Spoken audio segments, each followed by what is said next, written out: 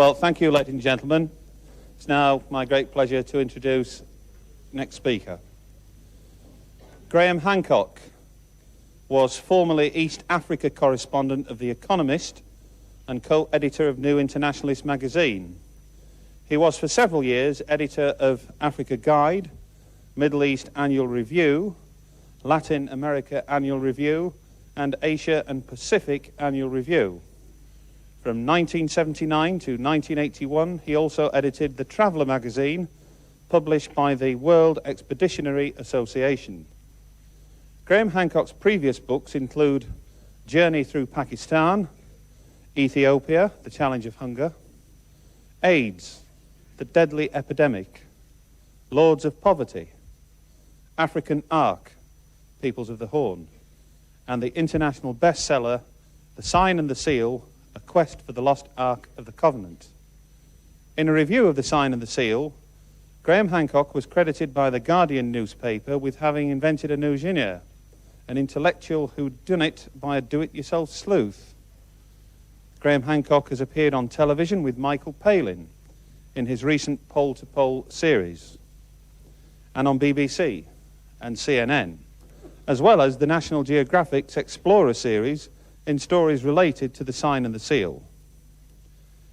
Graham Hancock's most recent book, Fingerprints of the Gods, documents his quest for a lost civilization of antiquity. It became an instant bestseller when it was published in Britain on the 10th of April 1995, spending 6 consecutive weeks at number 1 in the Sunday Times National Bestseller list, a further 6 weeks at number 2, and 23 weeks in the list in total. Published in paperback in February of this year, the book immediately jumped again to the top of the bestseller list. It has been translated into a dozen languages, and by March of this year, in addition to UK sales of 90,000 copies in hardback and 80,000 copies in paperback, has sold more than 50,000 copies in hardback in the United States, and would you believe 180,000 copies in hardback in Japan. Graham Hancock is, of course, also the author, with Robert Bauval, of Keeper of Genesis, a radical new investigation into the antiquity and function of the Great Sphinx and the 3 Great Pyramids of Giza.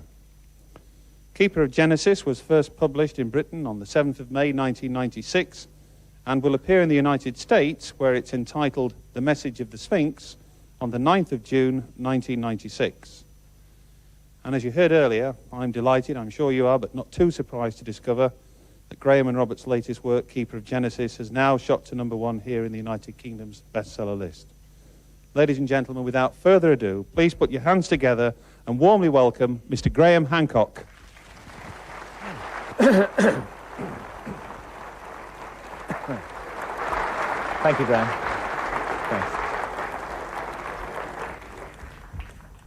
Thanks. I've got volume here, have I? Yes. Thank you very much indeed for all being here today. I was just listening to what Graham Birdsall was saying about my past career, and I was thinking how I got into all of this from being a journalist working on The Economist. It actually happened because of repeated visits that I made to Ethiopia, and the claim that Ethiopia makes to possess the lost Ark of the Covenant. This claim was ridiculed by scholars, but as I began to look into it, I found that it rests on very solid foundations, and I ended up writing The Sign and the Seal. And that book, the research on that book, took me to Egypt, because, of course, the origins of the Ark of the Covenant lie in Egypt and in the exodus of the Israelites from Egypt. And when I went to Egypt and began looking into that civilization, I realized that I was confronted by an extraordinary mystery, a mystery that Egyptologists had never satisfactorily explained, or at any rate, if they tried to, their explanations certainly didn't make sense to me. I remember reading a book called Archaic Egypt by Professor Walter Emery, now deceased, but a great authority on his subject. And he drew attention to curious similarities between ancient Sumerian civilization in Mesopotamia and the archaic Egyptian civilization. And while he could find no strong evidence of a direct influence of ancient Egypt on Sumer or of Sumer on ancient Egypt, he found that these similarities couldn't be explained away as coincidence, and he put forward an interesting hypothesis. He asked, what if an earlier unidentified civilization, a remote third-party civilization, had influenced both Egypt and Sumer, passed down a legacy to both of them, and what if the similarities between these two cultures were explained by that remote common influence? And I thought this was a very interesting idea and one worth pursuing further. And in fact, more than anything else, it was that seed planted by Professor Walter Emery that led me to research and write Fingerprints of the Gods. I could not have written that book at all, or indeed developed in the direction that I have developed as a writer and researcher, if it hadn't been for my partner and wife, Santa Faya, whose photographs we're going to be looking at here. She's certainly been the most profound influence on my life. And I did some bad stuff back in the 1980s, which, when I look back on it, I regret it. But we have to live with our mistakes, and I'm very grateful to Santa for putting me right. Many other people also who I need to thank, and without whom Fingerprints could not have been written. Researchers, people working in the field of the mystery of the origins of civilization over the last 100 years or so, going back as far as Ignatius Donnelly, who wrote Atlantis, the Antediluvian World in the 1880s.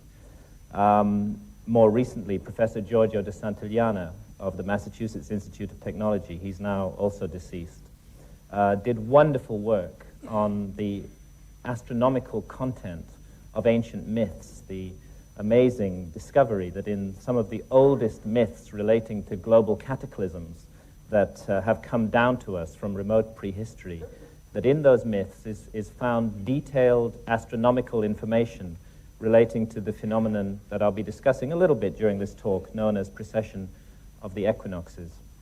Professor Charles Hapgood, whose Earth crust displacement theory and whose work on ancient maps, again, provides a clue to this lost civilization that exists way back in our past, and I'm quite sure that it does exist. And more recently, Rand and Rose Flemath, who've refined Charles Hapgood's theories of Earth crust displacement. And John Anthony West, a great man who spent 20 years trying to draw the attention of Egyptologists to the erosional features of the Great Sphinx and the implications of that erosion. And of course, my friend and colleague, Robert Boval, with whom I have co-authored the new book, Keeper of Genesis. Robert's astronomical work on the Orion correlation between the pyramids and the three stars of Orion's belt is, in my view, the single most important breakthrough in this field, which has enabled the pyramids, mute for 4,500 years, to speak again and to speak in a comprehensible manner. I don't propose in this talk that I'm going to give on fingerprints today to go at all into the astronomical work that Robert and I present in Keeper of Genesis, because Robert will be doing that when he talks about Keeper of Genesis. But take it from me, the astronomy is really the key to this whole mystery. It's a way that some ancient people long ago, far more sophisticated and civilized than our historians would ever give credit for, found a way to communicate with the future, a way to wake up dormant memories in all of us, memories of that great golden age of mankind that is recorded in all our ancient myths.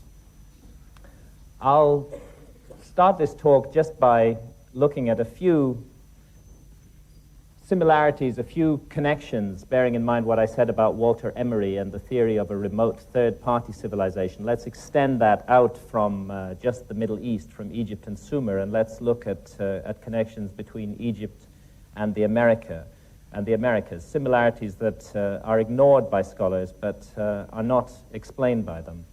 One issue concerns the face of the Great Sphinx, which we're looking at here.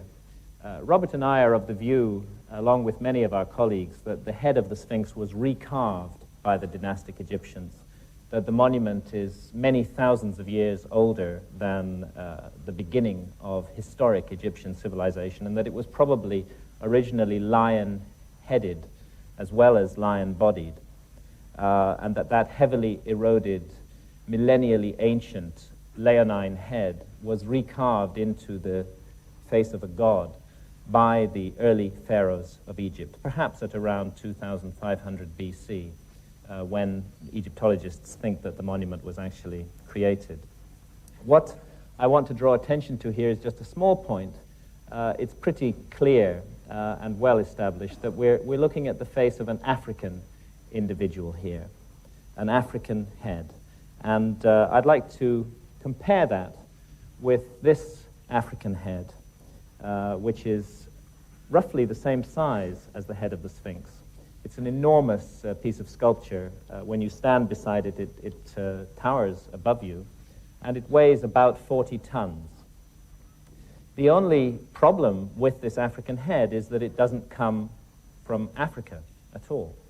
It comes from the Gulf of Mexico, and indeed was disinterred from the oldest archaeological strata in the Gulf of Mexico, in which it had been deliberately buried at around 13 or 1400 BC.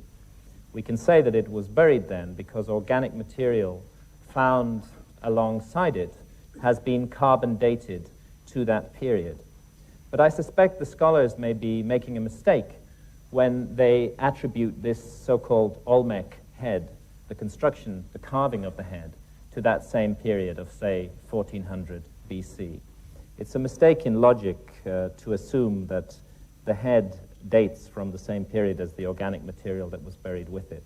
It's equally possible that it could have been a vastly ancient heirloom, a venerated treasure that was passed down over thousands of years until the time when this mysterious Olmec civilization, the supposed mother culture of Central America, also venerated it and buried it.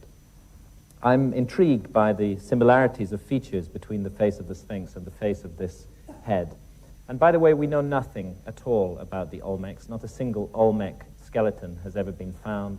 It's just a name that is applied to them. They're one of those mysterious high civilizations of antiquity, the origins of which are quite unknown. This also is an Olmec artifact, whoever the Olmecs were.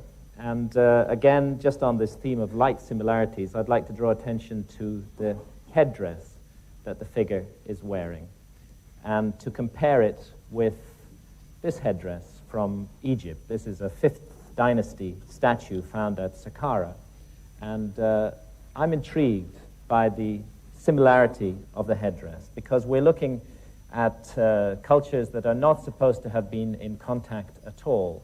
5th dynasty Egypt in 2300 BC and the Olmecs in 1400 BC, or perhaps much earlier than that. So how do such similarities come about? Is it just a coincidence? Was there a contact between these two areas at that time? Or could we be looking at the influence of a remote third-party civilization? This piece of sculpture is from Uxmal in the Yucatan, and it's associated with the Maya. And as you can see, it's a double feline figure, two pumas or leonine animals back to back. Again, we find a very similar device in ancient Egyptian iconography, two lions back to back, often joined at the hip, two lion sphinxes back to back, as here on this stela that stands between the paws of the Sphinx. Let's see if I can get that sharp. They were called the Akeru, the gods of yesterday and today. And this device of placing two felines back to back, again, in my view, is too similar to the device found amongst the Maya to be written off entirely as a coincidence. Here we're looking at a piece of architecture from the Inca area. Let me just try and get this sharp. It's so difficult for me to see with all these lights on me. What I want to draw attention to here is the way that the block wraps around the corner. This is a supposedly Inca wall just north of Cuzco in Peru. And the blocks form a kind of L shape as they wrap around the corner, an unusual architectural device. We find exactly the same method of cornering here in the Valley Temple that stands next door to the Great Sphinx of Giza.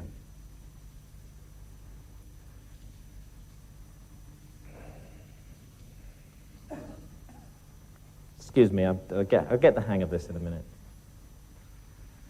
A method of joining two blocks of stone together. This photograph was taken at Tiwanaku in Bolivia, in the high Andes. And Tiwanaku is a very mysterious city, and I'll be touching on it in a few moments. What I want to draw attention to here is this imprint of a metal bar, which once joined these two huge blocks of stone together. Of course, the metal bar has long since been removed, vandalized, melted down. But this particular form of architecture is not found anywhere else in the Americas. But it is found in Egypt. We find it at Philae, at Elephantine, and also here at Dendera in Upper Egypt. The same method of joining stone blocks together. And here we're on the island of Suriqui in Bolivia, on Lake Titicaca, looking at a traditional method of boat design. It's one of the few places on Lake Titicaca where these boats are still built, these reed boats with high, curving prows. And according to local tradition, the design of these boats was brought to the Andes by the gods, by the Viracochas, as they were called, gods who were remembered as being tall and pale-skinned and bearded, who'd come from across the sea to South America in a time of turmoil and darkness after a great catastrophe, and who had brought with them this kind of boat design and many, many other skills, advanced skills of civilization. I'd like to compare this high-prowed boat with this design from ancient Egypt, the so-called solar boat of Khufu, which was found buried beside the Great Pyramid of Egypt off the southern face. It's much bigger than the boats on the Andes, but the design is eerily similar.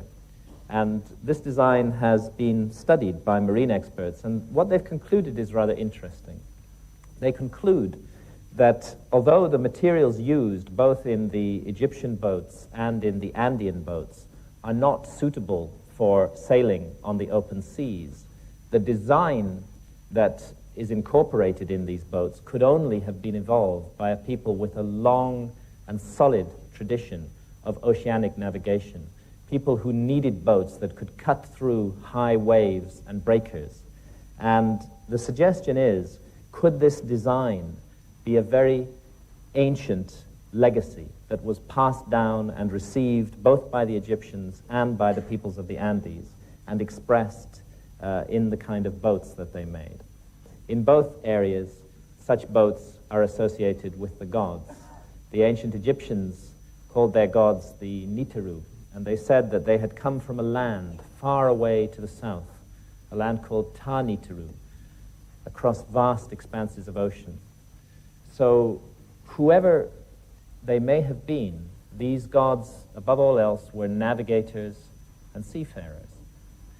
And navigators and seafarers need maps if they're going to sail around the earth. Now, this map is a modern map, and I picked it up at the Library of Congress in the United States. It's an azimuthal equidistant projection centered near Cairo. And in common with all modern maps, it incorporates a number of advanced features. It incorporates highly accurate longitudes, and particularly relative longitudes, and it incorporates an advanced map projection. It isn't easy to represent a spherical object, the Earth, on a flat piece of paper, and to do so with a considerable degree of accuracy. And this is a problem that cartography has had to overcome. So we find good map projections, which require advanced mathematics, and good relative longitudes. Interestingly enough, there's a category of ancient map which also shows these modern features and which doesn't fit with the received view of the development of human history. One of the most famous of these maps is the Piri-Reis map. And I'm showing it here because I want to compare the projection of this map with the projection here centered on Cairo. Notice the west coast of Africa and the east coast of South America, and coming down here to the Antarctic Peninsula, tonguing up towards the south of South America. It's that precise projection that we find on this 1513 map. Again, there's the west coast of Africa, the east coast of South America. And coming down here, we find a representation of the northern Antarctic Peninsula.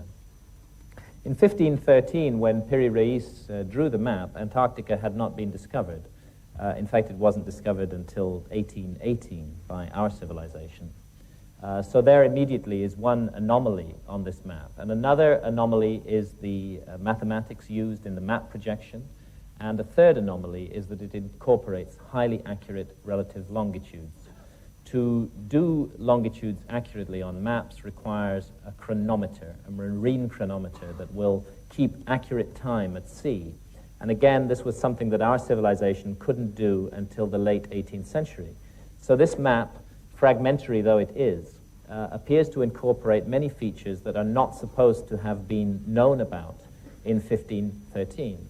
Piri-Reis explains why in these texts that he wrote on the map. He was a Turkish admiral, and he wrote these texts on the map. And what they say is that the map is not his own work. It's a work of synthesis. It's based on more than 20 earlier source maps, that he put all these maps together and derived his own map from these. And unfortunately, the source maps that Piri-Reis used have not survived.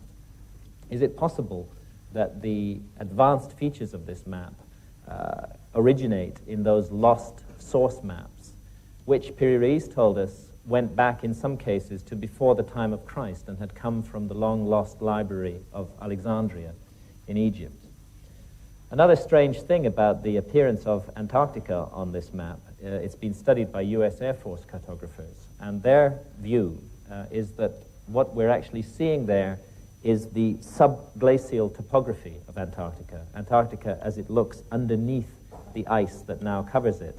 And this raises the question, how long has Antarctica been covered with the 2-mile thick ice cap that we now presently see on it?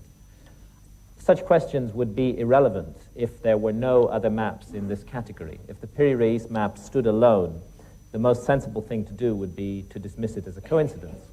But it doesn't stand alone. There's hundreds of other maps that incorporate this same information at a time when our civilization had not yet acquired that information. This is the Mercator map. Mercator is rather famous for his Mercator projection that still dominates most atlases today. It's a 16th century map, and it shows Antarctica 300 years before Antarctica was discovered. And again, it's based on earlier source maps, and again, it incorporates accurate relative longitudes. So also the Orontius Phineus map that we're looking at here, another 16th century map. Mercator includes it in one of his atlases. And here we see Antarctica looking a little bit different, with mountains clearly visible along the coast and rivers running down from those mountains in places where great glaciers are known to run today. It looks on this map as though Antarctica is partially deglaciated. The center of the continent appears to be featureless and ice-covered, but the coast is showing these unglaciated features. What might that mean? This is a map by Philippe Bouache, an 18th century geographer, still a good 100 years before the discovery of Antarctica. And it shows the continent as a kind of archipelago, 2 major land masses divided by a clear waterway running between them. I wonder where he got that idea from.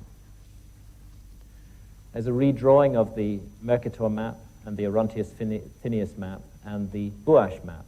And here to the right, based on seismic surveys conducted in International Geophysical Year in 1958, is a view of what Antarctica actually looks like underneath all that ice that now covers it. We're looking at the subglacial landscape of Antarctica here.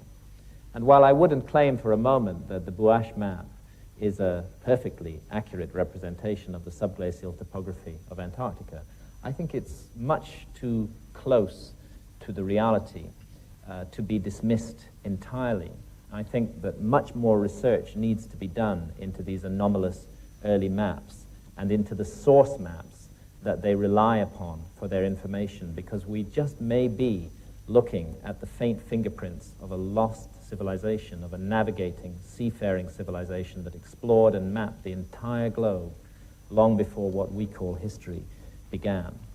The issue of the glaciation of Antarctica is a controversial one, and most scholars would say that it has been covered with ice in the form that we see it today for several millions of years. But there is some contradictory evidence, deep-sea cores which bring up soils from the ocean bed, which suggest that rivers carrying fine-grained sediments were indeed running down off the coastline of Antarctica until about 10,000 years ago. Maybe that's the period we should be looking at. Maybe something happened in the world around then that we don't fully understand. And in my view, this whole mystery is intimately connected to the mystery of the last ice age and what an ice age is and why the last ice age came suddenly and traumatically to an end at around 12 or 14,000 years ago. You have ice sheets, 6 million square miles of ice covering northern Europe, 2 miles thick, as far south as London. You have a similar mass of ice covering much of North America, as far south as the Mississippi Delta, almost into the tropics. This ice is stable for 100,000 years. And then suddenly, almost in the blink of an eye, it all melts. Within just 1,000 or 2,000 years, it's all gone. Sea levels have gone up by 400 feet around the world, and hundreds of animal species have been rendered extinct. No complete explanation for why the last ice age came so suddenly and dramatically to an end has ever been offered by orthodox scholarship. There are clear correlations with astronomical events, including, interestingly, the precession of the equinoxes, which I'll be talking about later.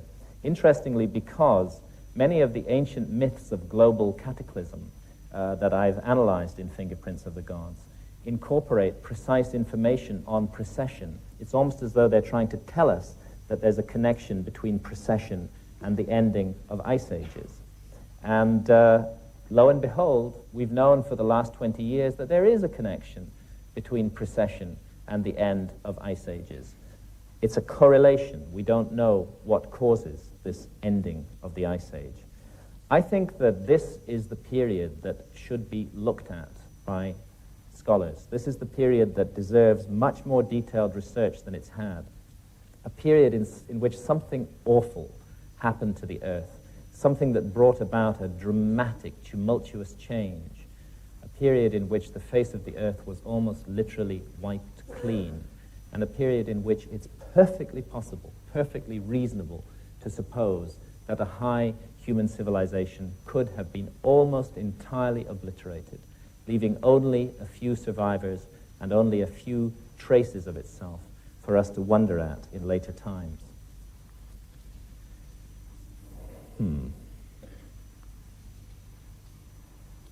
Well, there is the Earth, and that's the extended north pole of the Earth, pointing at the star Polaris in the constellation of Ursa Minori. Let me focus this a bit. That is our pole star in the present time, because of the phenomenon of precession, which causes the Earth to wobble very, very slowly in a cycle of 25,920 years. The pole star gradually changes. It will not always be Polaris, and it has not always been Polaris. But it's a very slow change, about 1 degree every 72 years, not noticeable in a human lifetime. It also affects the positions of all the other stars in the star field. And if you can establish that a monument is aligned astronomically or incorporates astronomical symbolism, it's possible to use precession to date that monument. And we think that the ancients who left their fingerprints around the world used the phenomenon of precession as a deliberate way of communicating information about themselves to the future. And I'll be touching on that a little bit in this talk, and Robert will be doing so much more in the talk on Keeper of Genesis that he'll be giving after me. This site, Machu Picchu in Peru, is an extraordinary piece of landscape gardening on a gigantic scale. It's dated by Orthodox archaeology to around 500 years ago. It's possible that it's much older than that. I won't go into the details here, but astronomers have studied the alignments of some of the features of Machu Picchu, and they've concluded that these were laid out thousands and thousands of years earlier than the Orthodox dating of the site.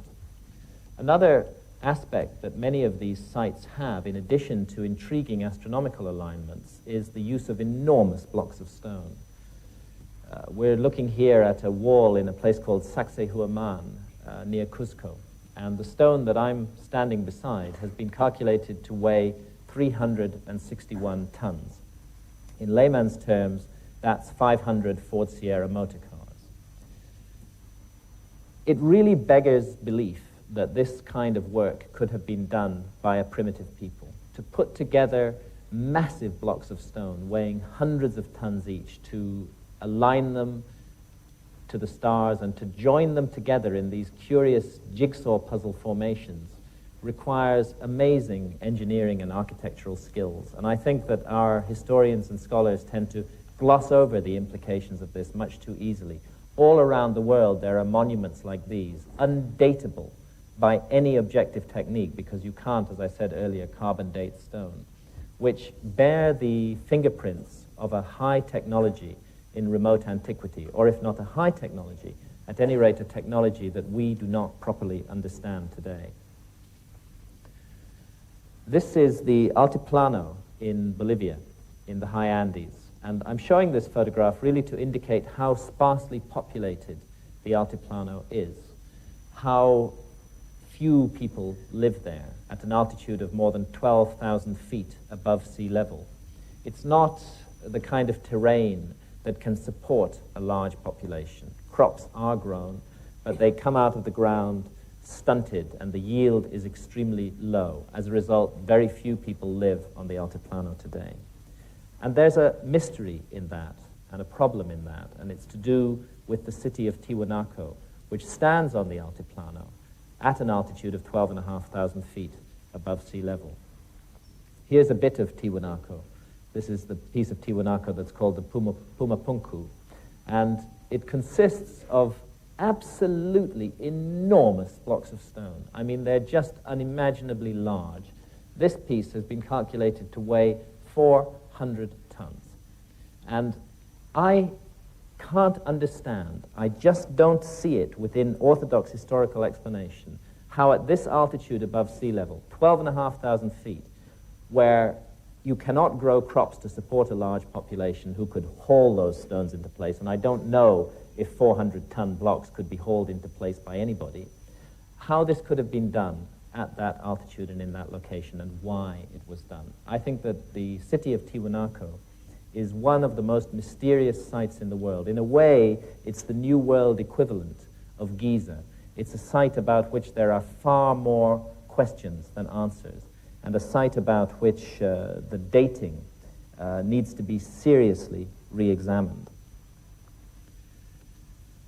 The dating of Tiwanaku by Orthodox archaeologists has for a long time been set at around 500 AD, just about 1,500 years ago. Although more recently, there are some archaeologists working in the area who have daringly sought to push that date back, and there are a few who've stuck their neck out and said that Tiwanaku may go back as far as 2000 BC. The difference of opinion amongst the scholars in itself shows how little we know about this site. The conventional view that dates it to 500 AD is based on the classical study by Professor Max Ewell, who's always cited as the great authority on Tiwanaku. I was surprised to discover that his influential book on Tiwanaku had been written without him ever having found the need to actually visit the site himself. Another scholar also worked on the site, Professor Arthur Poznansky from La Paz University, and he not only visited Tiwanaku, he lived there. He lived there for the best part of 50 years, and he took very careful measurements of every aspect of the site. And he studied in particular the astronomical alignments of the site. We're looking at one of the Tiwanaku structures, the Kalasasea here, photographed in the afternoon with the sun setting towards the west. There's another astronomical phenomenon that can be used for dating monuments, and it's called the obliquity of the ecliptic. The Earth has a tilt. The axis of the Earth is tilted, and this tilt, although not many of us know it, changes very slowly like that. It nods in space in a slow cycle of about 41,000 years. And the effect of the changing obliquity is to cause the sunrise, the position of sunrise at either of the solstices, the longest and shortest days of the year, to change very slowly along the horizon. And if you can establish that certain structures were aligned to a solstitial rising of the sun by a people who normally were extremely accurate in what they did, and if that alignment is out, it's suggestive of an older date for the site. Poznansky, to howls of derision from his fellow scholars, pointed out that the solstitial alignments of certain monuments in Tiwanaku were out. And when he calculated the time when those alignments would have been perfectly exact, he came to around 12,000 years ago. And he suggested daringly that Tiwanaku might be the oldest city in the world, that it might originally have been laid out and aligned to the solstitial risings of the sun 12,000 or more years ago. Of course, his view is not accepted. It's universally ridiculed by our scholars. And yet there are aspects of the Tiwanaku site which strongly support the notion that it's extremely ancient. One of them is this monument, known as the Gateway of the Sun. All these names that are given to structures at Tiwanaku are entirely arbitrary because we know nothing about the people who built Tiwanaku. When the Spanish first arrived in the Andes, they asked the Incas, "Did you build these monuments?" And the Incas laughed. They said, "No way, we didn't build these monuments. These monuments were built thousands of years ago by the gods." Well, such ideas are considered to be whimsy by our scholars, and yet they may not be whimsy. Let's have a look on the reverse of the Gateway of the Sun. And what I want to draw attention to here is this feature, this frieze that is carved on the reverse of the Gateway of the Sun, and this particular aspect of it here. I don't think I'm hallucinating. I think that I'm looking at two large ears, two eyes, a trunk, and two tusks. In other words, I think that I'm looking at the face of some sort of elephant. If I am looking at the face of some sort of elephant, then there's a real problem with the dating of this site, because there have not been any elephant-like creatures in the New World for a very long time. In fact, you have to go back to around 10,000 BC, around 12,000 years ago, to find a creature that fits that bill. And that creature, here's a biological reconstruction drawing of it, was called Cuvier-Ronius. It was one of those great Ice Age mammals that became extinct suddenly and dramatically at the end of the last Ice Age. Could we be looking at a drawing, a carving of Cuvier-Ronius done from life long before history began? And here, another ancient piece of stone from Tiwanaku. Very faded, very worn down, but let's trace out this figure that appears on it. There's the two hind legs, the two front legs, the open mouth, the uplifted snout, the ears, the curved back, and the tail of an apparently unidentifiable species of mammal. It doesn't look anything like any animal that runs around in the Andes today. But it does look very like an extinct mammal, and that mammal was called Toxodon. There's a biological reconstruction drawing of Toxodon. And Toxodon, like Cuvier-Ronius, became extinct at around 12,000 years ago, and prior to that had been found plentifully in the area of Tiwanaku. With these kind of carvings and the astronomical dating done by Poznański, I think there's a prima facie case for a complete re-examination of what Tiwanaku might really be and how old it might be and what it might mean. And there is other evidence that points in that direction as well. We're looking at Lake Titicaca here and at one of those reed boats. And Lake Titicaca today is 12 miles away and 100 feet lower than Tiwanaku. And yet, even Orthodox archaeologists agree that Tiwanaku was built originally as a port on the shores of Lake Titicaca. There's massive harbor constructions to be found at Tiwanaku, and there's really no doubt that it was built as a port. So the question is, how long does it take a lake like Lake Titicaca to recede in depth by 100 feet and 12 miles away from the edge of the city of Tiwanaku? I discussed this problem with geologists from the British Geological Survey working in that area. Oddly enough, they didn't know about Tiwanaku, but they did know about Lake Titicaca. And they told me that that amount of recession of that particular lake would have taken at least 10,000 years. So another science, geology, is pointing to a far greater antiquity for the city of Tiwanaku than is accepted by our scholars today. Finally, from Tiwanaku, I want to draw attention to this figure. It's assumed to be, and it probably is, an image of that legendary god, Viracocha, who came with his demigods, the Viracochas, to South America long, long ago, who's remembered in all those myths. Again, it's a very worn piece of stone, but the goatee beard of this figure, this rather extravagant goatee beard, is quite easy to make out. That's how Viracocha is described in all the legends, a tall, pale-skinned, bearded figure. And his description does not fit in any way the description of the indigenous inhabitants of that region.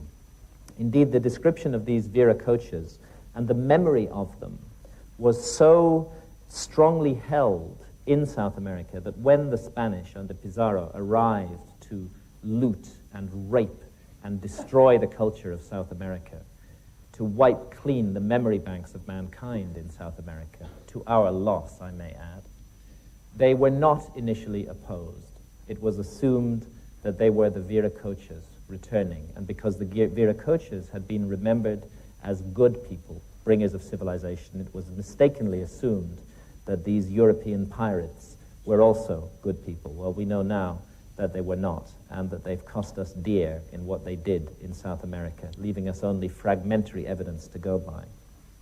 Precisely the same problem occurred in Central America, in Mexico. There was also a memory of a tall, pale-skinned, bearded god. He was called Quetzalcoatl. He too had come from across the sea in a time of darkness, in a boat that moved by itself without paddles. He too was remembered as a civilization bringer and associated with the ending of a great flood. And in South America, in Central America, as in South America, the Spanish, in that case under Cortés, were again initially welcomed because they were assumed to be Quetzalcoatl and his demigods returning. This memory of pale, bearded figures who do not look like Central American Indians is reflected in many stone carvings that are found in the earliest archaeological strata of Central America. I'll just show you a few of those bearded faces here from Monte Alban, and here a bearded figure with obviously not Central American Indian features from the Olmec area along the Gulf of Mexico. This figure would be dated at least to 1300 BC and may, on the same reasoning as those Olmec heads, be much older than that. The slide has not dropped there, but never mind. There's another bearded figure, again from Monte Alban. And it's in precisely these same ancient archaeological strata that we find these African heads. The presence of African individuals in the oldest strata in Central America and of bearded Caucasian-looking figures in the oldest strata of Central America And the fact that they're together in the same strata cannot be explained by the orthodox theory of history, which has Europeans and Africans arriving in Central America at the time of Columbus and not before. This figure is from Chichen Itza in the Yucatan. It's a god called Shakmul, and it's associated with the grisly rites of sacrifice that were practiced throughout much of Central America. The plate that Shakmul is holding across his belly was for the reception of freshly butchered human hearts. And the sacrificial victim would have approached this gruesome figure up a set of stairs here, would have been marched round behind him, placed on an altar in back there, and ritually murdered. I could never come to terms with this memory of human sacrifice in Central America. It seemed so out of accord with the many beautiful and serene aspects of Central American culture. I tried to look into it and to find out why it was that people like the Aztecs were so savage in the sacrifices they conducted. And the Aztecs would routinely sacrifice up to 80,000 people every year. They believed that they were a chosen tribe, that they had a divine mission, and that that mission was to prevent the end of the world. They believed that there had been 4 previous epochs of the earth that they called the 4 previous suns, and that the last one, 4 had been brought to an end by a tremendous earth-destroying deluge. And they believed that we live in the 5th sun, or 5th epoch of the earth, and that somehow through a strange, distorted reasoning, they felt that by offering up human blood and hearts to the sun, they might prevent, or at any rate postpone, this prophesied ending of the world in which we live. The practice of human sacrifice in Central America was known as pachi, and pachi means to open the mouth. A high priest and 4 assistants participated in the ritual. A hard physical blow, of course, was struck to the body of the sacrificial victim, and it was believed that at the moment of death, his soul would rise directly to the heavens and become a star in the sky. Oddly enough, in ancient Egypt, Egypt of the pharaohs, there was also a ceremony called the opening of the mouth. It was part of the funerary rituals of the pharaoh, and it was conducted after his death, after his body had been mummified. A high priest and 4 assistants participated. A hard physical blow was struck to the mummified body of the pharaoh. And after the completion of the opening of the mouth ceremony, it was believed that the soul of the pharaoh would rise directly to the heavens and become a star in the sky. Are we looking at just another amazing coincidence here?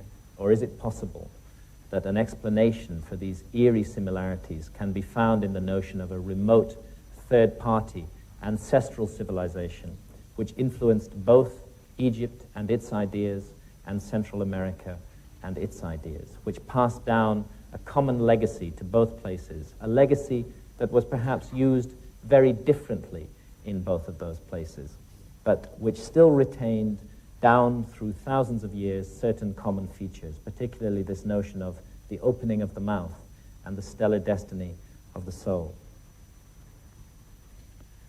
The Maya who built this monument, this is the pyramid of Quetzalcoatl, or Kukulkan as he was known in the Yucatan at Chichen Itza, were an astonishing civilization, and perhaps their greatest achievement, or it's thought until recently to have been their achievement, was their calendar system, the Mayan calendar.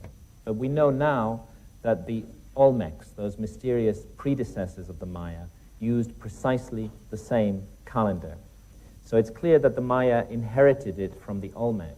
And is it possible that the Olmecs inherited it from an even earlier and higher civilization, long lost to history? This is a calendar that incorporates a more accurate length of the solar year than we use in our Gregorian calendar today. It's based on precise and extremely careful, long-term astronomical observations of the heavens, observations that focused, amongst other things, on the synodic return of the planet Venus and measured that extremely precisely. It's the work of master astronomers.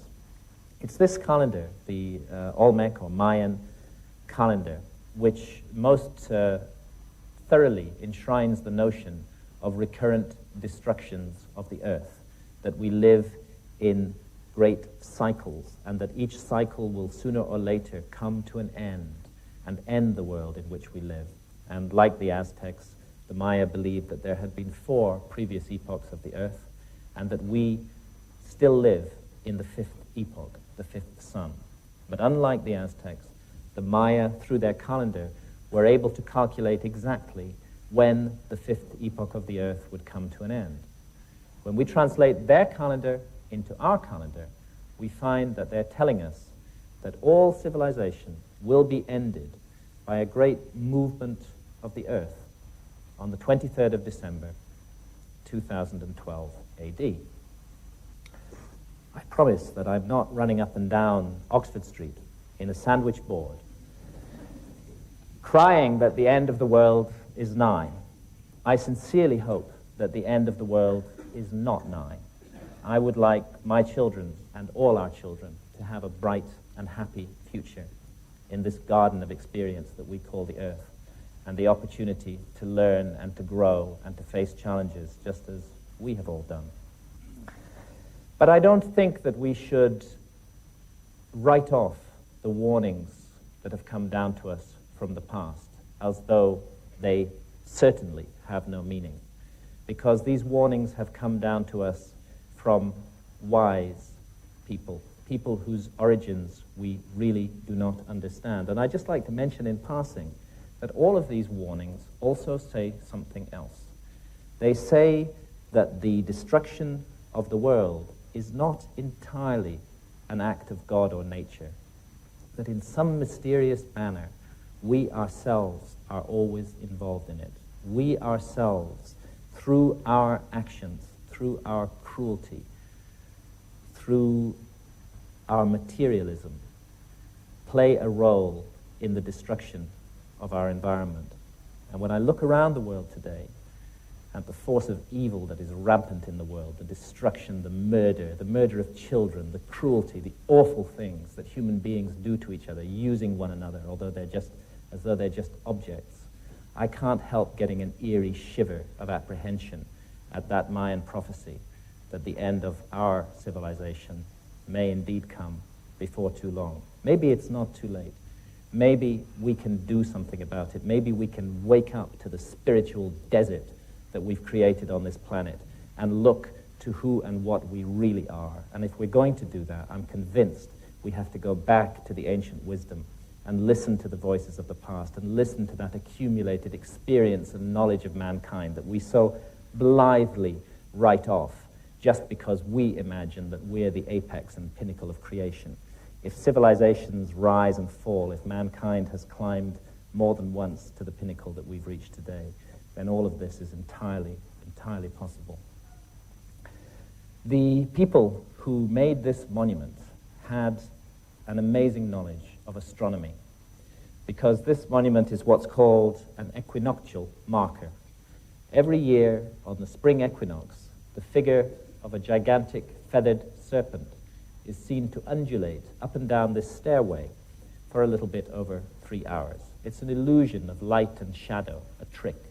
But it's a trick that is achieved by the precise geodetic positioning of this monument. These were a people who had observed the heavens very, very closely and who had a science of positioning monuments on the ground so that they would signal particular moments of the year.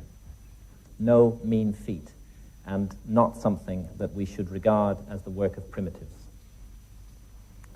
We're looking at the great city of Teotihuacan in Mexico, just 35 miles from Mexico City Airport. Richard Hoagland, in his talk earlier on, referred repeatedly to the importance of latitude 19.5 degrees north. Perhaps it should come as no surprise that Teotihuacan stands on latitude 19.5 degrees north. It's an extraordinary and mysterious place. Very little is known about it. It's thought to be about 2,000 years old. It was already vastly ancient when the Aztecs came across it, overgrown and in ruins, and they, attaching to a thread of ancient tradition, gave it the name Teotihuacan. And Teotihuacan means the place where men became gods. Somehow there's a suggestion that these pyramids, the Pyramid of the Sun here and the Pyramid of the Moon, as they're arbitrarily called, were connected or involved in a process that led to the spiritualization of human beings. And hold that thought, because precisely the same idea is connected to the pyramids of Egypt, of far-off Egypt. Mexican tourists looking down the so-called Way of the Dead from the Pyramid of the Moon at the Pyramid of the Sun in Teotihuacan. The Way of the Dead has recently been researched by archaeoastronomers, and they've concluded that it's a terrestrial diagram of the Milky Way, that it represents the Milky Way on the ground. Also interesting because in the ancient Egyptian system of ideas, as Robert will be explaining in much more detail later, the River Nile was seen as the terrestrial counterpart of the Milky Way, the winding waterway in the sky. And a closer look at the Pyramid of the Sun. Its base is almost identical in length to the base of the Great Pyramid of Egypt, but its height is a little bit shorter. But both monuments have a number of things in common in addition to their pyramidal shape. And what they have most in common is the mathematical value pi. Pi is a little bit over 3.14. And it's the formula that we need to use in order to calculate the circumference of any circle or sphere from its radius.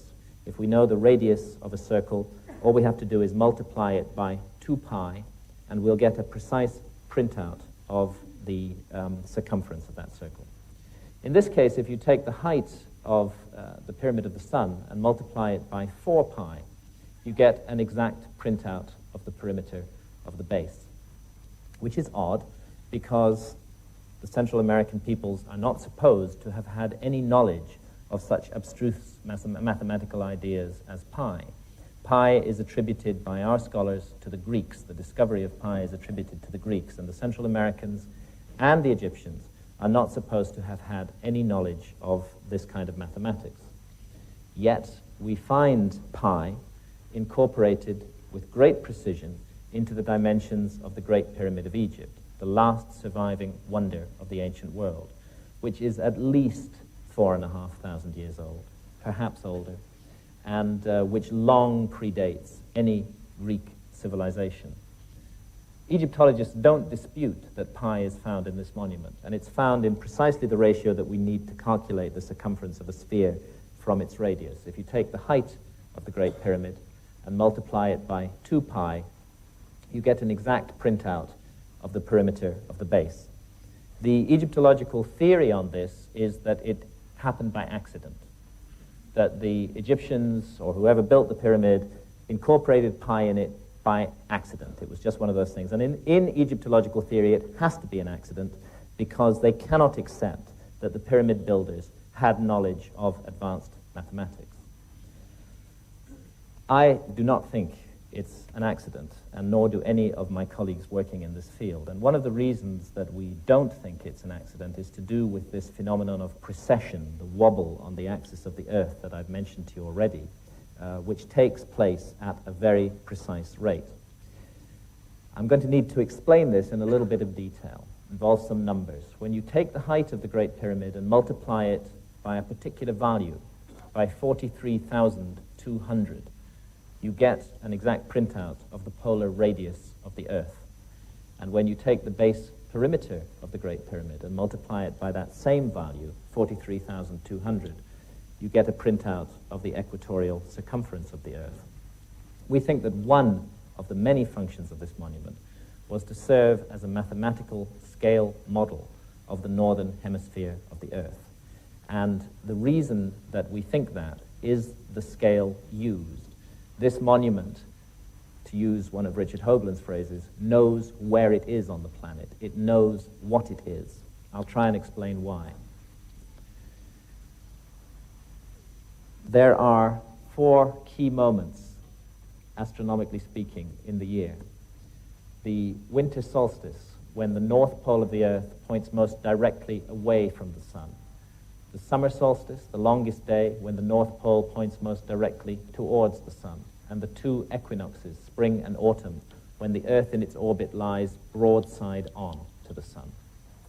It's an accident of the cosmos that in the plane of the Earth's orbit around the sun, which astronomers call the ecliptic, but of course at a vast distance away in space, are distributed 12 famous constellations.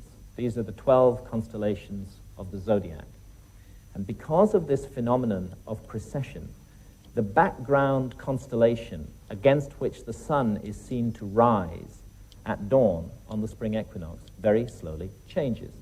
The Earth reaches this broadside-on moment to the sun slightly earlier in its orbit each year. It's a difference of 1 degree every 72 years. The effect of this is that the ruling astronomical sign, the ruling constellation of the zodiac, which houses the sun on the spring equinox, very slowly changes. And it takes 2,160 years exactly for the sun to pass entirely through one sign of the zodiac. That's what the old song about living in the dawning of the age of Aquarius is to do with. Aquarius will soon be housing the sun on the spring equinox as a result of the phenomenon of precession. Now, if you take 2,160 and multiply it by 20, you get 43,200, which is the scale used in the pyramid-Earth ratio. And we think that it was very deliberately used to signal what this monument is, one of its functions. They wanted to build a monument that was very massive and that no reversion to barbarism could destroy, and which was a mathematical scale model of the northern hemisphere of the Earth. They needed a scale on these criteria somewhere between 1 to 40,000 and 1 to 50,000.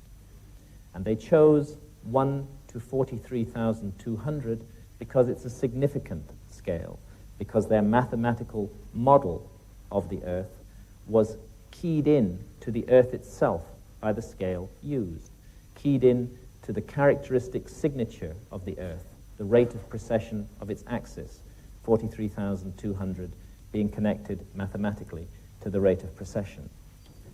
The intention was that in a future time, an astronomically literate civilization would be able to work out the cleverness that went into the design of this monument. What those ancient pyramid builders did not reckon with was that the site would be monopolized for 150 years by a group of intellectual barbarians called Egyptologists, who cannot accept under any circumstances that any intelligent behavior of this sort could have been connected to the last surviving wonder of the ancient world. I'm standing on top of the Great Pyramid here, and that means I'm standing on latitude 30. The Great Pyramid stands precisely 1/3 of the way between the equator and the North Pole. Egyptologists know this, but again, they regard it as an accident. So many accidents are called for by their theory of history that I think it's time we seriously questioned that theory and stopped blindly accepting it. This monument weighs 6 million tons. 6 million tons. And its sides are perfectly oriented to the cardinal directions. The north face of the Great Pyramid faces directly towards the North Pole of the Earth. The deviation is just 3/60ths of a single degree. By the way, the deviation of the meridian building of the Greenwich Observatory in London is 9/60ths of a degree. This monument is more precisely aligned to true north than the Greenwich Observatory in London. This monument is the work of master astronomers and master engineers, master surveyors, a work of brilliance and genius, a work that we should all stand before in awe, not with any certainties, but with open minds and open hearts. Above all else, Giza is a sacred place. It's a place of mystery and magic, a place that works on the imagination, a place that generates questions to those who do approach it with humility and with an open mind. We're looking at a cross-section of the Great Pyramid here, along its meridian axis, north to south. And As you can see, it's plentifully equipped with shafts and chambers and galleries and narrow corridors. All of these features are engineering marvels. To create this kind of internal structure in a monument on that scale is an unbelievably difficult task. Let's take a quick tour around the Great Pyramid. We'll start by going down the descending corridor, and then I'll take you to the Queen's Chamber and the Grand Gallery, and finally the King's Chamber. But before I do so, I just want to mention a little bit about these four shafts here. The southern shaft of the so-called Queen's Chamber was found in 1993 to have a little door at the end of it. The shaft is 8 inches wide and 8 inches high, and it was explored with a high-tech robot camera in 1993. And as soon as that door was discovered, the research into the shaft was stopped in a most sinister and extraordinary manner. And at the end of our presentations, Robert and I will be presenting to you the latest information for what is happening concerning that door, and also concerning a chamber beneath the Great Sphinx of Egypt. And very disturbing things indeed are happening at Giza today, and we want to tell you about this, but we'll come to that later. Let's take a quick run around the Great Pyramid now. We'll start by going down the descending corridor. The descending corridor is perfectly straight. In fact, it doesn't vary by more than 1/4 of an inch from perfectly straight along its entire 350-foot length. It's 3 feet 5 inches high and 3 feet 5 inches wide. And at the bottom of it, we find the subterranean chamber, so-called. Now, Egyptologists have a theory about this chamber, and everything is theory where the Great Pyramid is concerned, because the monument is uninscribed. There's nothing really in it which tells us what the chambers are for. It's all theory. The Egyptological theory about this subterranean chamber is based on its unfinished appearance, these fins of rock that we find at the western end, and the generally rough look of it. What they want us to believe is that after quarrying out more than 2,000 tons of rock from that perfectly straight descending corridor and painstakingly removing them from the bedrock under the Great Pyramid, and having finally got down here more than 100 feet below the base of the Great Pyramid, and having started to carve out this chamber from the bedrock, those whimsical ancient Egyptians at the last minute just changed their minds and decided to go no further, because the Egyptological theory is that this was originally intended to be the burial chamber of Khufu, the pharaoh who they think the pyramid was built for. So those ancient Egyptian builders, after doing all that incredibly precise work, well, they just changed their minds and they decided to stick the body of the pharaoh somewhere else in the Great Pyramid. Actually, the body of the pharaoh has never been found in the Great Pyramid. The Great Pyramid was found to be completely empty when it was first opened by the Arabs in the 9th century. And we think that this unfinished burial chamber routine is a load of bollocks. I mean, it's just absolute nonsense. These people knew exactly what they were doing. Everything they did had a purpose. You stand down in the subterranean chamber, you can hear somebody sing in the King's Chamber, 250 feet above you, through all that mass of solid rock.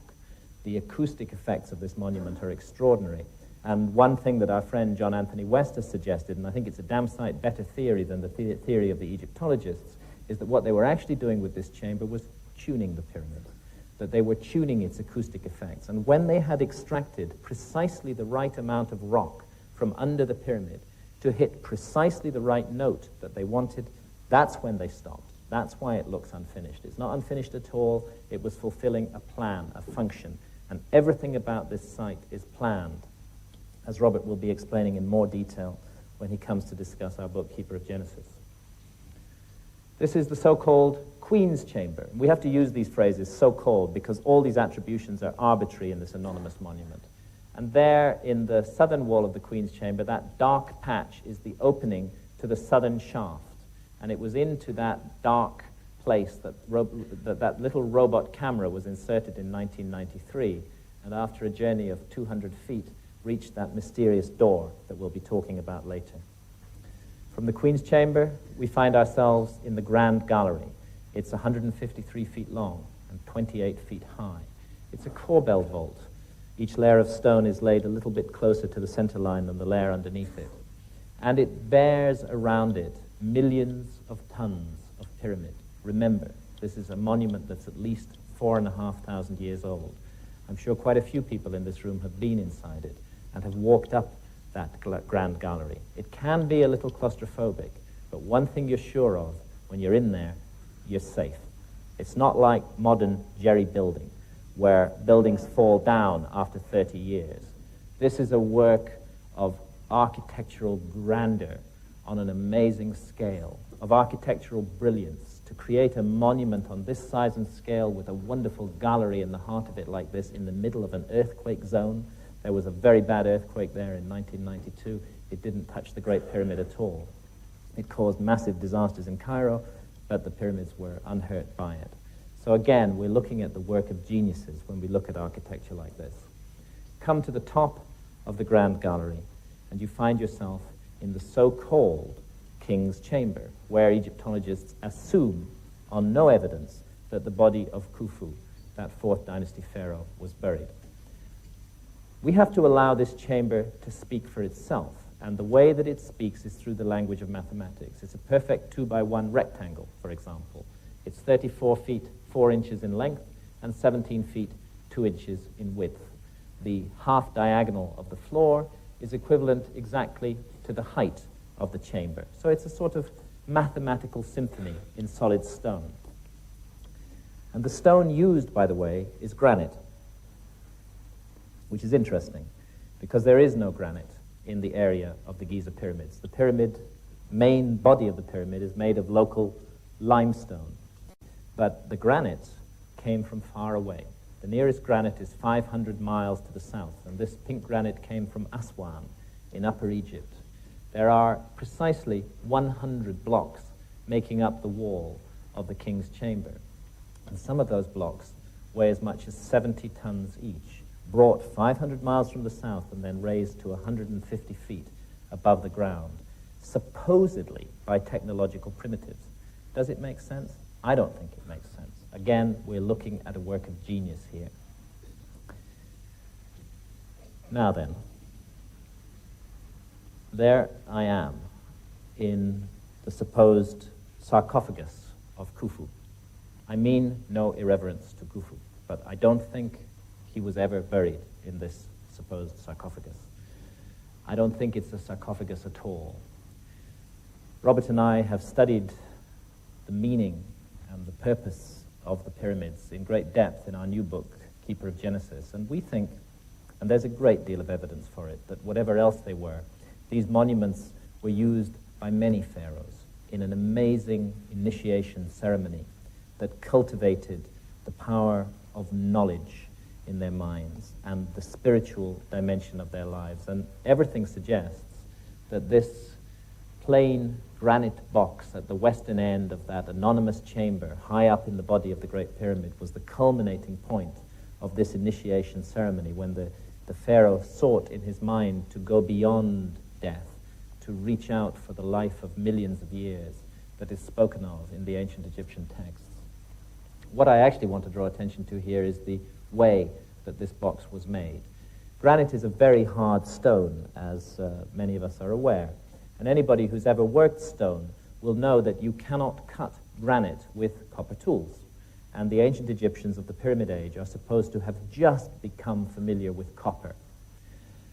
More interestingly than that, it's become clear that this box and many other granite artifacts like it were not made by using abrasive drills, by using abrasion, sand, to gradually wear away the granite. They were made with tubular drills, a drill in the form of a tube which cut down into the granite, and then the drill core was knocked out with a hammer, and then another tubular drill was brought down beside it, another drill core was created, that was knocked out, and so on and so forth. The first real study of this was done by a great Egyptologist, Flinders Petrie, at the turn of the century, and he found many granite drill cores lying around Giza and at other sites in Egypt, and he did a close examination of these drill cores. You can learn a lot from a drill core, because the tooth marks of the drill are still embedded in it. And what he learnt really disturbed him, because this was a man with a very orthodox conclusion about the origins and nature of Egyptian civilization. And yet he couldn't explain this. When he analyzed the cut marks in those drill cores, he found that these tubular drills had been descending into the granite with a pressure of more than 2 tons being applied to them from above. Now, how do you do that with copper into granite? How do you apply a 2-ton pressure without the whole mechanism buckling and failing to do the job? It just can't be explained in the orthodox view of history. A colleague of ours, Chris Dunn, who's a machine tool maker from Danville Metal Stamp in the United States, has been re-examining these drill cores quite recently. And he's come to an astounding conclusion, which I'll simply report to you without going further than that. His analysis of the cut marks suggests that whatever drills these people were using were cutting into the granite 500 times faster than modern power drills. I prefer the opinion of a machine toolmaker to the opinion of an Egyptologist when it comes to drilling matters, and I think Chris Dunn's views on this deserve further consideration. This is the so-called burial chamber of Menkaura, the third of the supposed 3 pharaohs who built the 3 Great Pyramids at Giza. The Pyramid of Menkaura is the smallest of the 3 Great Pyramids, although it's still well over 200 feet tall. If we are to follow Egyptological logic, then we must conclude that this chamber was built by a certain B. Wilson. That this is not the Pyramid of Menkaura, it's the Pyramid of B. Wilson. And the reason that we have to conclude that is because they apply that logic to the single piece of writing that was found inside the Great Pyramid of Egypt. Above the king's chamber, there are 4 so-called relieving chambers, and in those some graffiti was found, very crudely daubed graffiti. And some of that graffiti bears the name Khufu, and also another name, Khnum Khufu. And like drowning men leaping at straws, Egyptologists have concluded that because that graffiti is there, it means that the Great Pyramid was built by Khufu. I don't think that a little piece of graffiti in a chamber hidden away inside the Great Pyramid is a very solid piece of evidence to attribute such an important monument to a particular pharaoh. As a matter of fact, those graffiti may well have been a forgery, but even if they, by the original discoverer, Howard Vyse, but even if they aren't forgeries, it's just not enough for us to attribute the monument to Khufu on the basis of such slim evidence. Where B. Wilson wrote his name, we see a curved roof. It's a sort of barrel vault, and these are granite blocks that form the ceiling, and they were hollowed out from underneath. It doesn't look very prepossessing, but when you get above it, you begin to realize the construction problems that were involved in making this roof. There I am on the top end of those ceiling beams. This is how they look above. And I want to make clear there's no way that these blocks were lowered down from above, because this is an entirely subterranean chamber. And the only way it can be reached is through a long corridor system that finally culminates in the chamber. So all of these blocks were brought in through that long corridor system. They weigh 20 tons each. And as you can see, there's hardly room for me to crouch in the area where they've been placed. There just isn't enough room to position blocks of that size and weight in the way that we see them there. So again, like it or not, we're looking at the evidence of a building technology that we don't understand. And quite often, when we go to Giza, we pass by things like this without realizing what they really mean. If I can get it into focus, we're looking down on the Great Sphinx of Egypt from the side of the Great Pyramid. The Great Sphinx, as Robert will explain, faces perfectly due east. It's oriented precisely to due east. And it was made by cutting it out of solid bedrock. It's 240 feet long and 70 feet high, and it was carved out of solid bedrock. The core body was isolated by removing this trench of rock around it, and those rocks that were cut away from the core body were then sawn up into blocks, and those blocks were erected in front of the Sphinx in these 2 so-called temples, the Valley Temple and the Sphinx Temple. They're also entirely anonymous monuments, like the Sphinx, and actually, to be honest, we don't really know what their function is. But the interesting thing is the size of the blocks used in making those structures. We're looking at a side view of the Valley Temple here, and you can see the problem. These blocks of stone weigh 200 tons each, and there's hundreds of them. And they were put into position at the same time that the Sphinx was made. I'll be briefly outlining later on the geological evidence, which indicates that the Sphinx may be at least 12,000 years old. Since we know that this temple was made at the same time as the Sphinx, if it is 12,000 years old, and the astronomical evidence that Robert will be covering also corroborates that, then it means that 12,000 years ago, there were people on this planet who had the ability to lift and manipulate 200-ton blocks of stone. And this is a serious problem for the Orthodox view of history, because 12,000 years ago, we were supposed to have been in an extremely primitive stage, living in caves. There's one other place in Egypt where you find these bare stone anonymous monuments using vast blocks, very similar to those of the Valley temples. And this is the Osirion in Upper Egypt, near Abydos. It lies at a level 50 feet below surrounding temples. But because there is a temple of Seti I nearby, albeit 50 feet above it, archaeologists have deduced with their characteristic brilliance that this amazing structure must have been made by Seti I. There's no evidence for that. On the contrary, all the evidence suggests that it belongs to the same category of architecture as those mysterious temples at Giza, and that it may be as old as they are, that we may be looking at a 12,000-year-old monument here. And that's why it's interesting that it was always called the Osirion. It was associated with Osiris, with the high god Osiris, who the ancient Egyptians remembered as having come to their country in a remote period that they called Zeptepi, the first time, thousands of years before history began, bringing the gifts of civilization with him. There are many images of Osiris in Egypt. Here's one that's actually carved in that Seti I temple that I just talked about. And as you can see, he's a conspicuously bearded figure.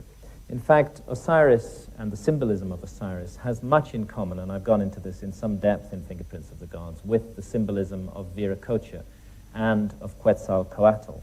My bet is, in all these figures, we're looking at memories of the survivors of a great lost civilization who settled in various parts of the world and whose mission was to keep the light of their knowledge burning and to find a way over millennia of barbarism to pass that knowledge down to the future, perhaps even to our own time, perhaps even to us today.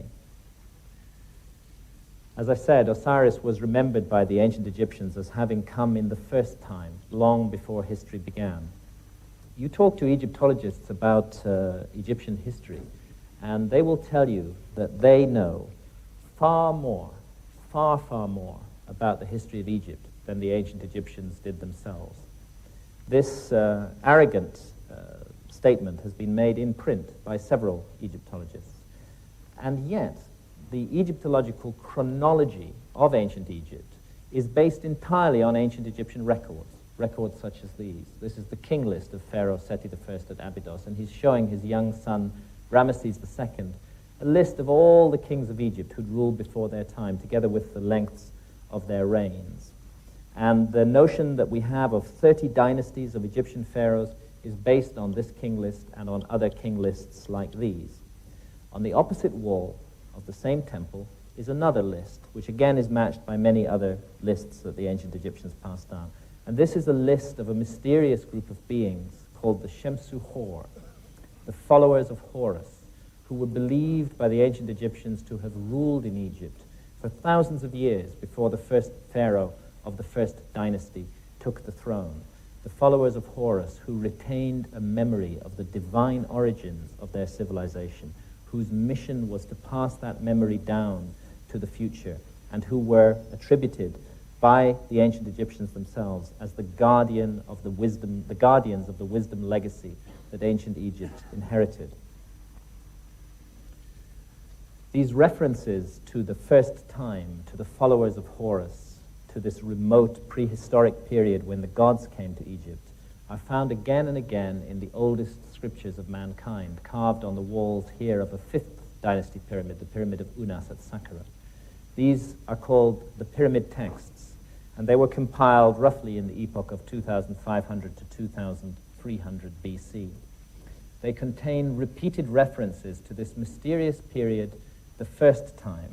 And I'll leave it to Robert, in his talk on our book, Keeper of Genesis, to really bring out what the first time means. It's difficult to see in this light, but on the ceiling of this chamber, there are hundreds of stars, and the pyramid texts are full of references to the stars and to the heavens, very precise and very specific references.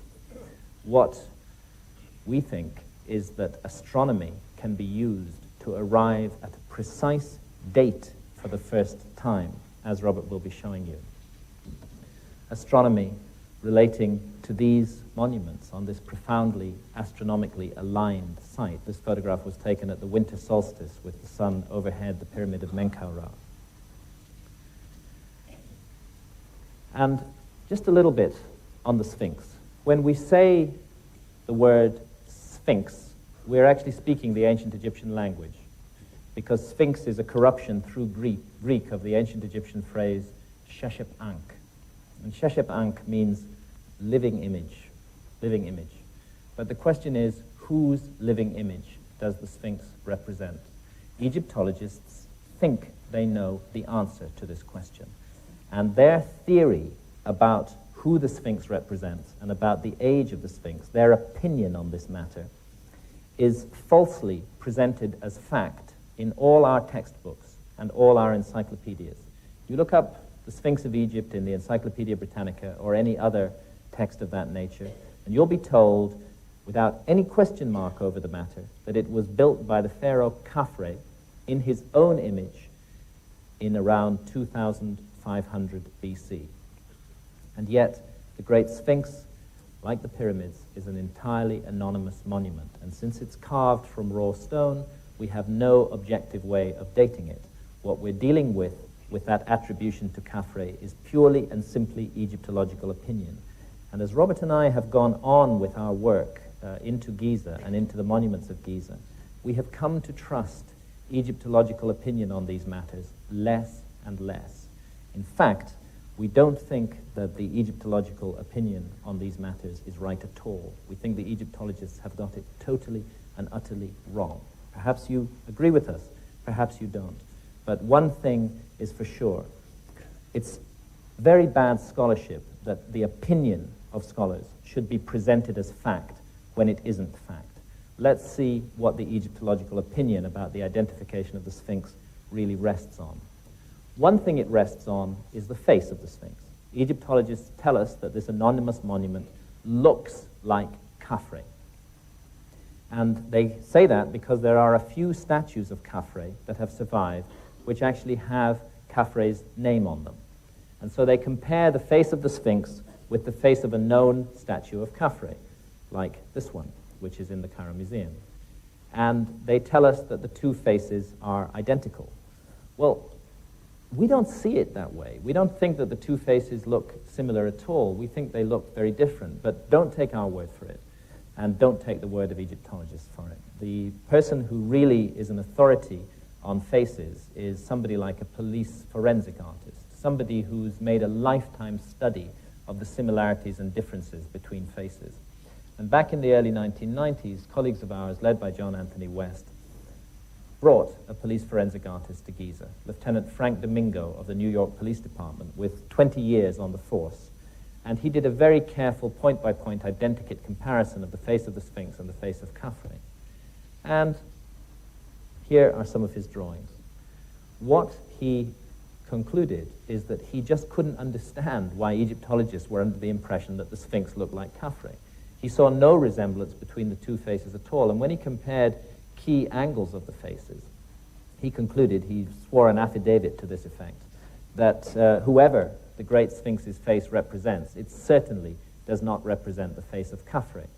The angles of the face are completely different, and he, in fact, concluded that the Great Sphinx represented an individual of an entirely different race from Khafre. Okay, so that dismisses the facial similarity view that Egyptologists wish to foist on us. What else do they base their attribution of the Sphinx to Khafre on? They tell us that there are certain texts around Giza which say that the Sphinx was built by Khafre. Let's look briefly into this issue. Let's start with a text that was found at Giza which says very definitely that the Sphinx was not built by Khafre. This is the so-called inventory stela, which stands neglected in a corner of the Cairo Museum today. According to Egyptologists, the inventory stela is a work of fiction. It's an ancient Egyptian novel, which we have to ignore. And why do we have to ignore it? The reason we have to ignore it is because it doesn't fit their theory. The inventory stela tells us that the Sphinx was already standing and already remotely ancient when Khufu, the predecessor of Khafre, came to the throne. And if the inventory stela is correct, then the Egyptologists must be wrong, and Khafre could not have built the Sphinx. But, say the Egyptologists, the inventory stela doesn't date from the same period as the Sphinx, and this is true.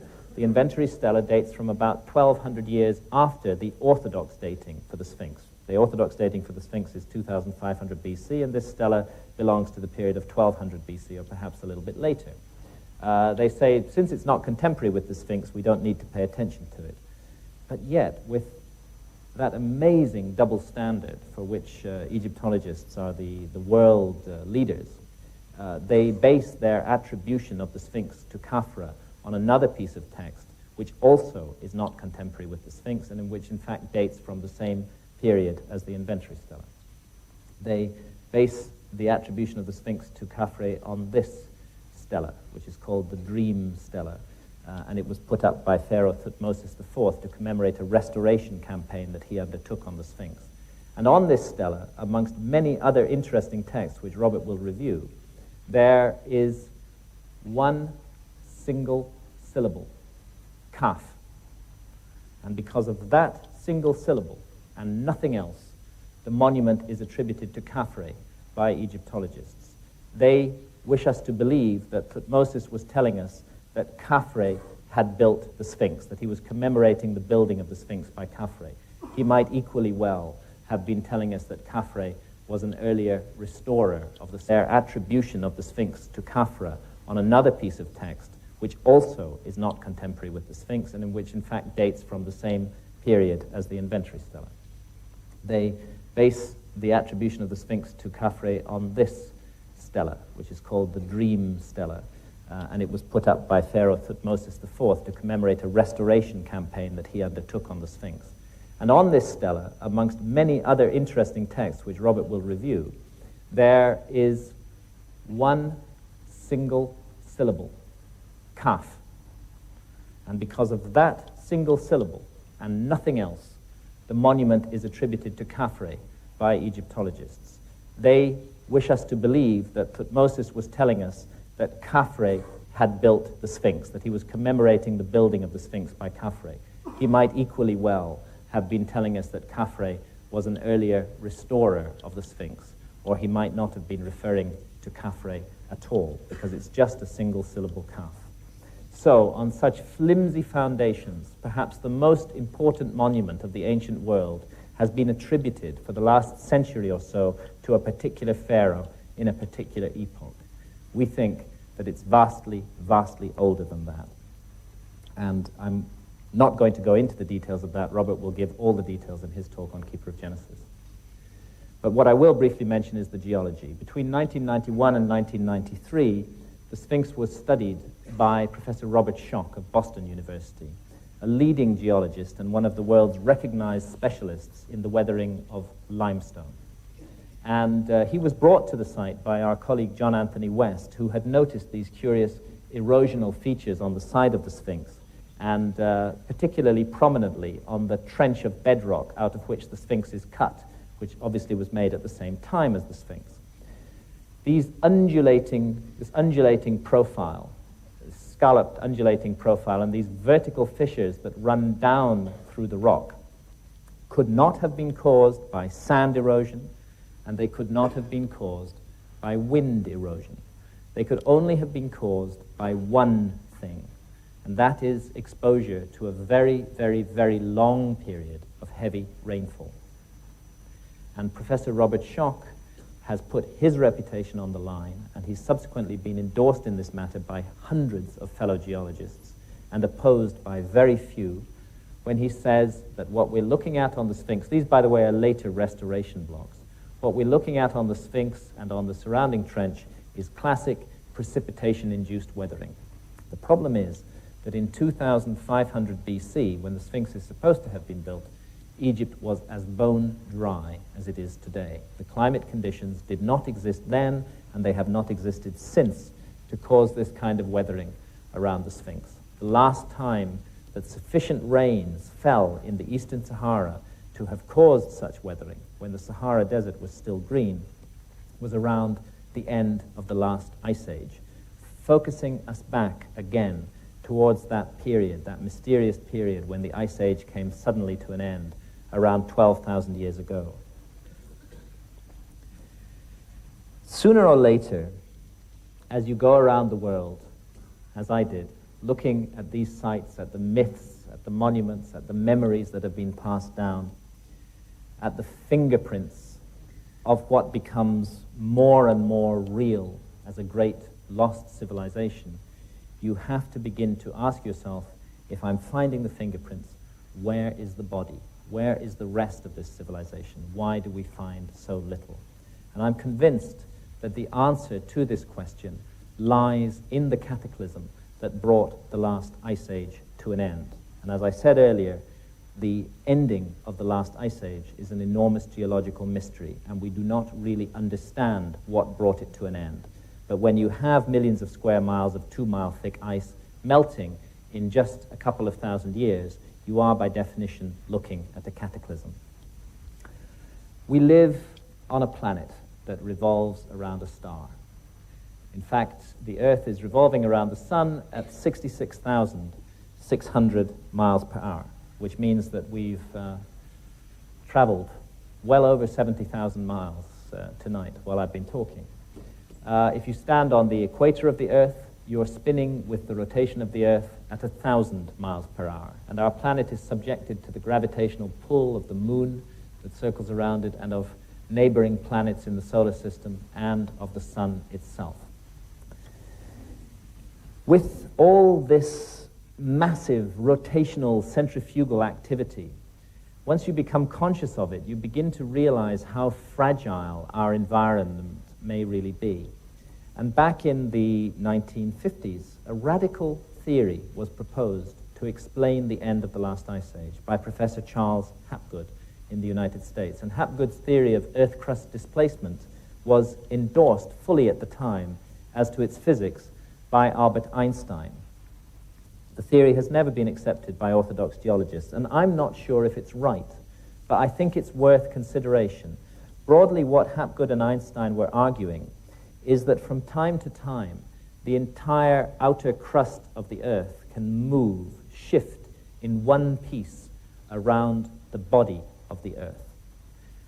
And when this happens, land that is in cold parts of the planet, close to one or other of the poles, and thus naturally covered by ice, is moved cataclysmically into warmer parts of the planet, and thus naturally melts very, very rapidly. And at the same time, land that's in warm parts of the planet is shifted into colder parts of the planet. And as I said earlier on, the work on Earth crust displacement that Hapgood and Einstein did has subsequently been refined in a very interesting manner by Rand and Rose Flemath in Canada, whose book, When the Sky Fell, I would urge everybody to read, because it's the most detailed analysis of the Earth crust displacement theory. What this theory offers is an explanation for the sudden ending of the Ice Age. Broadly speaking, it happened, Einstein said, because of the asymmetrical distribution of ice around the poles, the massive buildup of ice at the poles, and all these spinning rotational forces. Sooner or later, a trigger moment is reached, and the precessional wobble of the Earth comes into it, which causes all that asymmetrically deposited ice, that massive weight of ice, to exert sufficient thrust on the crust of the Earth to set the whole crust in motion. And such an idea does explain how we lose a whole civilization, indeed how we lose a whole continent on which such a civilization might have grown up. Because according to the Earth crust displacement theory, the continent of Antarctica, which features in all those ancient maps, was not 17,000 years ago where it is today. Prior to the displacement of the crust, it was much further north, and the Antarctic Peninsula would have been entirely deglaciated and would have offered a comfortable environment for a high civilization to grow up.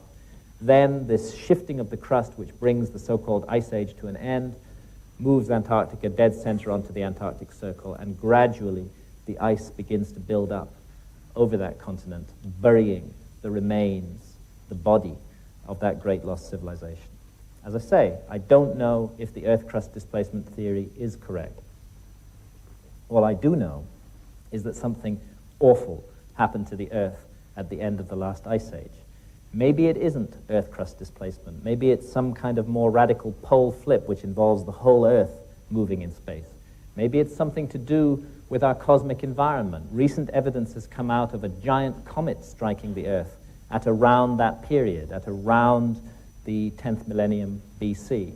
And such a comet, scientists are now seriously arguing, may have been at the root of the worldwide traditions of deluge and disaster that I review in Fingerprints of the Gods.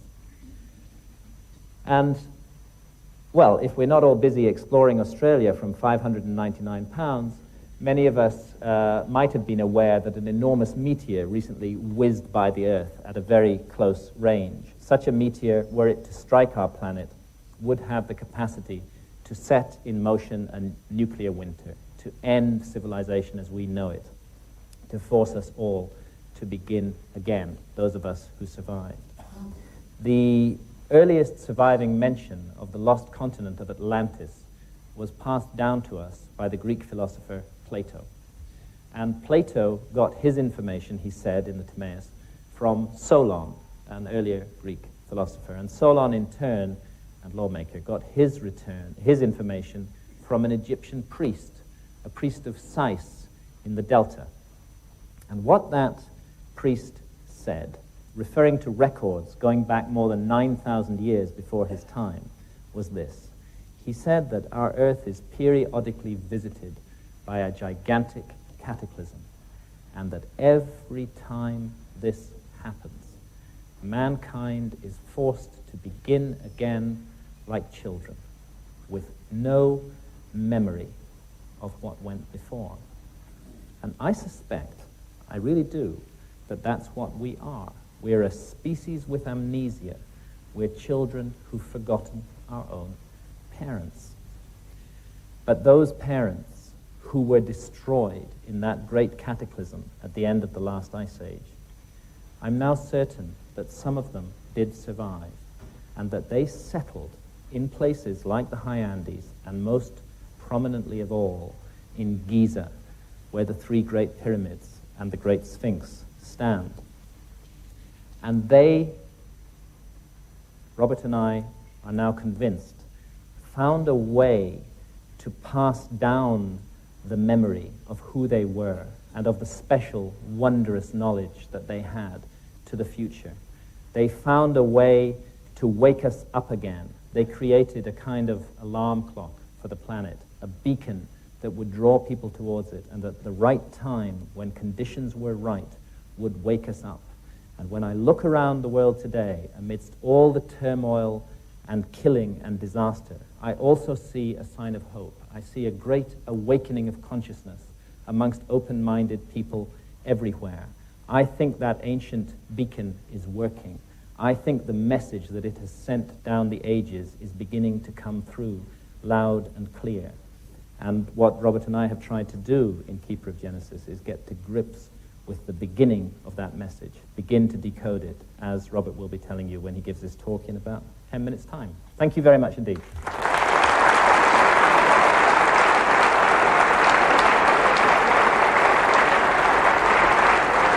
Mr. Graham Hancock, ladies and gentlemen.